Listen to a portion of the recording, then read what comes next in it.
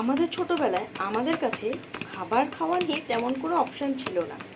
খিদে পেলে খেতে হবে রুটি বা মুড়ি, এছাড়া কিন্তু বাইরের কোনো খাবার ছিল না এখনকার মতন।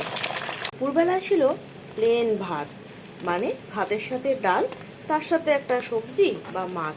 আর এখনকার তো অপশানের ছড়াছড়ি। কিন্তু খেতে হলে খাও, না হলে কিন্তু এটাও পাবে না। আর আজকাল আজকাল মায়েরা বলে, বাবু খাও, খেতে হবে, এটা খাও বাবু, এটা ঠিক আছে, এটা খাবে না, ভাত খাবে না, পাস্তা করে দিই, চাউমিন করে দিই। আর আমাদের এসব পাস্তা চাউমিন ছিল না, কিন্তু নর্মাল মুড়ি। তোমার খিদে পাচ্ছে, বিস্কুট খাও বা মুড়ি খাও। এখন ডাক্তারের তো ছড়াছড়িও কিন্তু ছিল না। চাইল্ড স্পেশালিস্ট কি, একটাই ডাক্তার। স্পেশালিস্ট তো শুধু তখনকার জন্য ছিলই না, আর এখন চাইল্ড স্পেশালিস্টের মধ্যেও ভাগ আছে, এটা এর এটা ওর। কিন্তু হ্যাঁ, আমাদের ছোটবেলায় মজাটা কিন্তু অনেক ছিল। সত্যি সেই ছোটবেলাটাকে খুব আমরা মিস করি।